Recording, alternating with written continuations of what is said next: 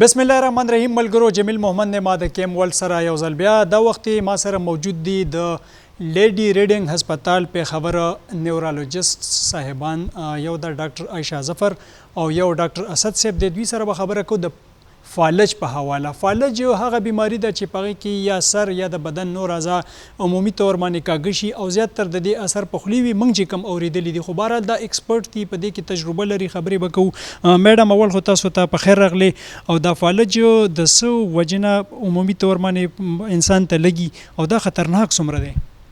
जी बिस्मिल्लाहिर्रहमानिर्रहीम, बहुत शुक्रिया जी.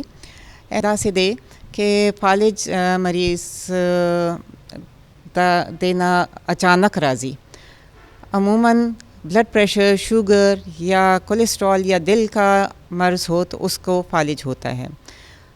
पहले ये देखा जाता था कि 50 साल से ऊपर के ज़्यादा उम्र मरीज़ान दे के फालिज, लेकिन अब जो है 50 साल से कम के लोगों में भी फालिज बड़ी ज़्यादा तनासब देखा जा रहा है. मतलब تاسو وایي چې ځوانان کم ځوان نسل دی دا متاثر کیدی شي उस दे के ढेर ज़्यादा फालिज असरात राजी और वजूहात दा दे जो मैंने अभी जिक्र किया, ब्लड प्रेशर, शुगर और देना अलावा दा लाइफस्टाइल चेंज जो हो गया है. अब आराम पसंद हो गए हैं लोग घरों में बैठे रहते हैं. द कोर के नस्तेशी और द मोबाइल और द स्क्रीन दा इस्तेमाल कई सिगरेट चिल्लम गुटखा. मतलब मैडम تاسو دا وایي چې د لپاره لکه د صحت ورزش سیوا دی ډیره زیات د ورزش ډیره زیات ضروری دی. متوازن غذا دا ډیره ضروری دی. د فاسٹ فوڈ پیپسی کوک جوسز دا خانه دی. اسی طرح دا چکنائی غذا دا خانه دی. मालगा जो डेरा ज़्यादा खोरे दाम डेरा ख़तरनाक शय दे और द चीनी मकदार ज़्यादा करे दे. ये जो ड्रिंक्स लेते हैं उसमें एक कप में एक बोतल जो छोटी पीते हैं उसमें 10 कप अगर आप चाय में चीनी एक चीनी डालें तो 10 कप चीनी के बराबर सिर्फ़ एक बोतल पेप्सी या कोक में उतनी चीनी होती है. तो बिल्कुल دا ډاکټر اسد صاحب سره هم خبرې کوو. سر دا راته ووایه چې علاج ته دغه مریضان راځي علاج ممکن دی نه دی ممکن د فالج او چونکې میډم څنګه خبره وکړه چې زیاتره ځوانان دغه کیږي نو ځوانانو ته تاسو څه پیغام ورکوئ چې کومه لار اختیار کړي چې د فالج نه بچي ځکه چې دا خو یو خطرناک عمل دی؟ ډېر مهرباني جی. ټول اول خو تاسو ویله چې د دې علاج ممکن دی که ونه دی خو چې علاج خو بالکل ممکن دی خو چې زمونږ خلکو کې د اویرنس وي چې د دې څه علامات دي چې خوله کاږه شي نظر دې لاړ شي نشي ګرځېدی ګډوډ دی وي خپې لاس دې کمزوره شي نو زمونږ مقصد هم دا روز منول دا دی چې هغه زر دې هسپتال ته ورسوي او هغې کې ټولو نه امپورټنټ خبره دا ده جی چې رګ بند شوی وي نو د هغې ډېر ښه علاج دی. هغې ته مونږ ټي پي ای وایو چې هغه ستنه په 3.5 غنټو کې دې ولګوي نو هغه انسان مستقل تا عمر چې کم معذوري دی هغې نه بچ کیدی شي جی. نو دا ټول ډیپینډ کوي چې دا زمونږ خلکو ته د هغې علامات پته وي او دا پته وي چې په ټایم رسول ضروري دی. په ټایم رسول ضروري جی په ټایم رسول جی چې 4 غنټو نه زیات شي نو بیا د ستن هم نشي لګېدی جی.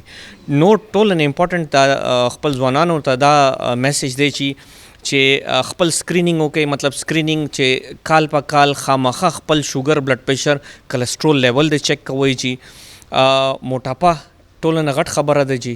شوګر بلډ پریشر او کلسټرول دا ټول نه غټ پرابلمز دي. زمونږ پاکستان نور خو سشي کې ټاپ کی او که نه کی شوګر او بلډ پریشر کې دنیا کې نمبر 1 کې روان دی. نو د دې وجه نه دا دواړه ټول نه غټ وجوهات دي د فالج. نو د دې وجه نه د 50 نه کم زمونږ چې څومره پاپولیشن دی هغې ته هم فالج کېږي لګیا دی او هغې ته پته هم نه لګي. میڈم دا راته ووایه چې د دې نه انسان مړ کیدی شي یعنی د زندگی صحت دو سکتا ہے یعنی اس پہ تھوڑی سی پشتوں میں یا اردو میں پیغام دے کہ کتنا خطرناک حد تک جا سکتا ہے؟ جی ایسا ہے کہ فالج سے جو اعداد و شمار کہتے ہیں کہ تقریباً 46% جو ہیں لوگ تناسب جو ہے ان کا ان میں ڈیتھس ہو سکتی ہیں اور باقی ساری زندگی کے لیے معذوری بھی ہو سکتی ہے. باقی میں किसी में कम माजूरी है, किसी में ज़्यादा है और इससे बचाव जो है माजूरी के लिए तो हम फिर भी कुछ ना कुछ कर सकते हैं लेकिन जो हल्की माजूरी के लिए लेकिन जो बिल्कुल बिस्तर पे हो गए हैं तो वो अपने घर वालों पे भी बोझ हैं और ख़ुद भी वो एक कहना चाहिए कि अफसोसनाक ज़िंदगी गुजार रहे हैं और उसकी वजह से वो उनकी डिसेबिलिटी की वजह से ख़ास तौर पे यंगर जो हमारी नौजवान नस्ल में अगर फालिज हो जाए किसी नौजवान आदमी को, तो वो जो अर्निंग ईयर्स हैं जिसमें वो कमाई कर सकता है, घर वालों के लिए कुछ कमा के ला सकता है, तो वो बजाय कमाई करने के उन पर डिपेंडेंट हो जाता है। बिल्कुल जी, द कंसल्टेंट्स दी او ډاکټران دي د صحت ماهرین دي د فالج په حواله سره باندې د دوی دغه مشوره ده په ساده پښتو کې درته وایو ورزش کوئ، هغه خوراکونه چې په هغې کې ستاسو بدن یا غټیږي، مثلا د مختلف قسمه کولډ ډرنکس شو یا کم قسم د چکن بازاري شو یا د دې نه بیماری پیدا کیږي، هغه فالج شکل اختیاري او نور هم نو د دوی د مشوره ده چې ورزش کوئ او خپل مناسب غذا استعمالوئ. د کیم ورلډ سره اوسئ، مننه مو کوم.